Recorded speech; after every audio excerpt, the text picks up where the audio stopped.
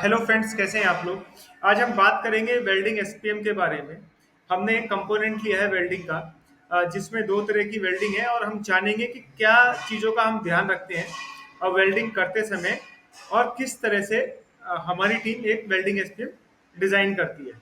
तो इसके लिए अभी हम चलते हैं अपनी स्क्रीन के ऊपर। ये हमारा पार्ट है जिसके ऊपर हमें वेल्डिंग करनी है।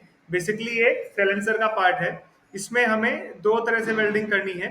एक यहाँ स्ट्रेट वेल्डिंग करनी है, ये इस पोर्शन पे जैसा जहाँ पे मैं आपने क्लिक किया है, और दोनों साइड में यहाँ पे इलेक्ट्रिकल राउंड वेल्डिंग करनी है। तो हम जानेंगे कि क्या हमने प्रोसीजर एडॉप्ट किया है welding sorry welding SPM design करते समय, और क्या क्या हमने चीजों को कंसिडर किया है।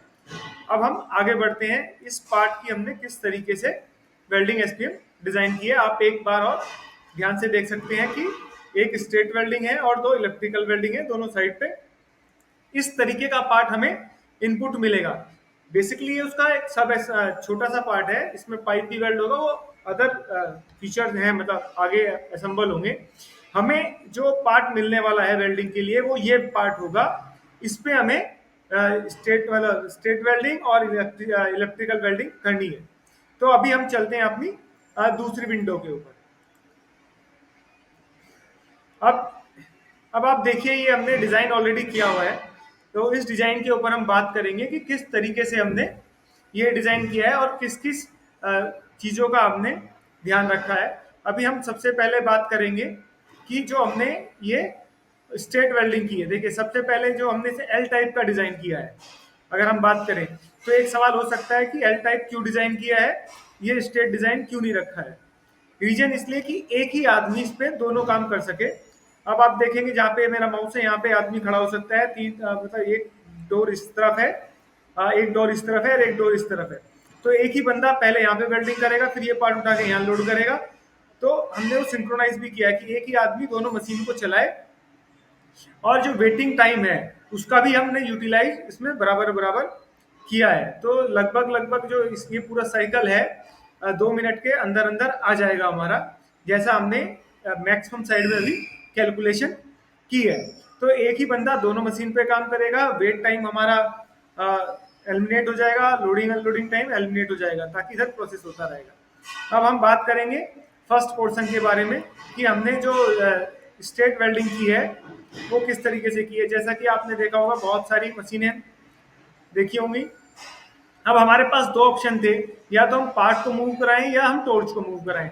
लेकिन हमने इस केस में पार्ट को मूव कराना ज़्यादा बेटर समझा, और ज़्यादातर एसपीएम डिज़ाइन के दौरान हमें कोशिश ये करनी चाहिए कि हमारा पार्ट ही मूव हो, जो वेल्डिंग टॉर्च है वो कम से कम मूव हो। इसमें हमने एमजीपीएम सिलेंडर लगाए हैं, ताकि जो हम नॉन स्टैंडर्ड या यूनिट बनाते हैं उसका भविष्य में 1:1 रिप्लेसमेंट मिलता है या नहीं मिलता है, उन सब चीज़ों को ध्यान रखते हुए हमने स्टैंडर्ड पार्ट, हम कोशिश ये करते हैं कि मैक्सिमम स्टैंडर्ड पार्ट लगाएं। अभी एक जो आता है कि अब हमें इसको ट्रैवल लेना है, तो दो हमने गाइड लगा दिया है। दोनों गाइड हमने 25 का लगाया है। यहाँ पे एक बॉल स्क्रू लगा दिया है, और बॉल स्क्रू जो हमने लगाया है 32/5 का लगाया है। तो 32/5 का हमने जो बॉल स्क्रू लगाया है। अभी फिर हमें सिलेक्शन करना है कि हमें इस साइड जो गियर बॉक्स और मोटर किस तरीके का हमें सिलेक्ट करना है। तो देखिए, अभी जो हमने ये सिलेक्ट कर लिया है, हमने जो ये सिलेक्शन किया है, यहाँ पे हमने 100 आरपीएम लिया है कि जो मेरा ये गियर बॉक्स है इस पे जो आउटपुट आना चाहिए 100 आरपीएम आना चाहिए। तो अभी जो मेजर पॉइंट आता है कि ये हम कैसे डिसाइड करें कि ये 100 आरपीएम होना चाहिए, 200 आरपीएम होना चाहिए, 10 आरपीएम होना चाहिए, 20 आरपीएम होना चाहिए। तो इसके लिए हमें देखना पड़ेगा अपना साइकिल टाइम हमारा किस हिसाब से, और वेल्डिंग की मैक्सिमम स्पीड कितनी हो सकती है। तो बेसिकली हमने जो साइकिल टाइम लिया है, हमने जो इसकी लीनियर वेल्डिंग ली है, मतलब हमने 500 एम कैलकुलेट किया, वैसे 400 एम है। इस वेल्डिंग को करने के लिए हमने कैलकुलेट किया कि भाई हमारा लगभग लगभग मिनिमम 1 मिनट, मतलब मैक्सिमम 1 मिनट लगना चाहिए। तो उसके लिए हमने क्या किया कि हमने इसका, ये हमारा जो राउंड है, मतलब जो हमने इसमें बॉल स्क्रू यूज किया, हमने इसकी पिच ली। देखिए इसकी पिच कितनी है, मान लो 5 mm की पिच है। अभी हम एग्जांपल करते हैं हमने कैसे कैलकुलेट किया। ये नहीं, इसकी 5 mm ही पिच है। तो एक राउंड घूमने पे जो मेरा जो ये है मेरी जो मेरा प्रोडक्ट है वो 5 mm बढ़ेगा आगे। तो मुझे आरपीएम मुझे कितना घुमाना है, 500, मतलब 500 mm चलाना है मुझे। तो मेरी पिच कितनी है, पिच कितनी है मेरी 5, तो 500 डिवाइडेड 5 कितना आ गया, 100। तो इसका मतलब ये है कि जो मुझे आरपीएम चाहिए वो 100 आरपीएम का मुझे यहाँ पे गियर बॉक्स सिलेक्ट करना पड़ेगा।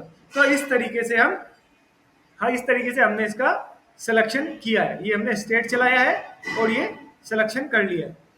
तो इस तरह से हमारी वेल्डिंग हो जाएगी। अब हम चलते हैं दूसरी साइड जहाँ पे हमने इलेक्ट्रिकल वेल्डिंग की है। अभी सेम इसमें हमने 2 टॉर्च लगाई है। इसमें एक चीज और है, देखिए बहुत सारे लोग, अब आप ये देखेंगे ना कि बहुत सारे लोग ना इधर कुछ अलग अलग तरह से कैमरा भी लगाते हैं, लेकिन हमने क्या किया है, जो ये इलेक्ट्रिकल शेप है, जो टॉर्च हमारी अप डाउन है, वो हमने यहाँ पे एक रोलर चलाया है। रोलर क्यों चलाया, कई बार ऐसा होगा कि जो हमारा टैंक है छोटा बड़ा हो जाएगा, तो उससे हमारी वेल्डिंग उसी प्रोफाइल को लेके गाइड करके चले। मैं ये भी चाहूंगा कि प्लीज आप मुझे कमेंट करके बताइए कि जो ये अपने कंसेप्ट यूज किया है, ऐसा कंसेप्ट मैंने कई जगह, 1-2 जगह देखा भी, ऐसी बात नहीं, तो क्या आप चाहेंगे कि ये कंसेप्ट मतलब फुल प्रूफ है या नहीं है। ये बहुत सारे लोग यहाँ पे कैम भी लगाते हैं, कैम से जो ये अपनी टॉर्च है ऊपर नीचे होती रहती है, ये भी एक तरीका है। अब हमने देखिए इसमें हमने पार्ट को रोटरी किया है, मतलब राउंड राउंड घुमाया है, वो सेंटर पे हमने घुमा दिया। और जो टॉर्च हमारी इलेक्ट्रिकल शेप जो लेगी वो ये सिलेंडर वन साइड फ्री रहेंगे, जैसे आगे आगे जैसे ऊपर बढ़ेगा तो ये आगे पीछे होता रहेगा, इसका मूवमेंट अप एंड डाउन होता रहेगा। इस तरह से हमने ये कैलकुलेट किया है, मतलब इजी कैलकुलेट किया है। अभी हम बात करते हैं कि हमने जो इसमें गियर बॉक्स और मोटर का सिलेक्शन कैसे किया है। देखिए हमने जो यहाँ पे आरपीएम लिए हैं, हमने यहाँ पे आरपीएम लिए हैं 8 से 10 का हमने सिलेक्शन किया है कि इसके बीच में हमें अपने आरपीएम रखने पड़ेंगे। तो अब मैं आपसे कमेंट्स में चाहूंगा कि आप बताइए कि ये मैंने 8 कैसे सिलेक्ट किया है। जिस तरह से हमने ये 100 का सिलेक्शन किया है, इसी तरह से कुछ हमने लॉजिक लगाया है, ये 8 का भी सिलेक्शन किया है। लेकिन मैं आंसर आपसे चाहूंगा कि आप स्टडी करें और मुझे रिवर्ट करके बताएं। अच्छा, इसमें क्या है, 2 अलग अलग टैंक हैं, तो उसके लिए भी हमने यहाँ पे अरेंजमेंट लगाया हुआ है कि ये कम और ज्यादा हो सकता है। तो इस तरह का हमारे पास ये सिंपल सा हमने एक एसपीएम डिजाइन की है। इसमें जो पावर सोर्स है, जो वेल्डिंग मशीन है, वो 3 लगेंगी, जो यहाँ पे हम जिनके वायर फीडर ऊपर रख देंगे। तो इस तरह से एक वेल्डिंग मशीन का बेसिक सा कंसेप्ट हमने डिजाइन किया है। अगर आपको इससे रिलेटेड कोई और सवाल, आपके सवाल हो और या कोई आपको सुझाव भी हो, तो प्लीज आप हमें फोन करके भी या कमेंट्स के द्वारा भी आप हमें बता सकते हैं। और अगर कोई 1-to-1 डिस्कशन करना चाहता है, तो अगर कोई इस तरह की मशीन बनवाना चाहता है, तो भी आप हमसे कांटेक्ट कर सकते हैं। तो वीडियो देखने के लिए धन्यवाद। और मैं चाहूँगा कि अगर आपको वीडियो अच्छी लगी हो तो वीडियो को लाइक कीजिए, चैनल को सब्सक्राइब कीजिए और अपने फ्रेंड ग्रुप में भी शेयर कीजिए। तो इस तरीके से हमने ये जो एसपीएम है इसका डिज़ाइन किया है, और हम कोशिश करते हैं कि आपके लिए टेक्निकल पॉइंट पे अच्छी अच्छी वीडियो लाएं। अगर आपको कोई भी टेक्निकल डिस्कशन या हमारा पॉइंट लेना चाहते हैं, तो आप हमें कमेंट्स में बताइए।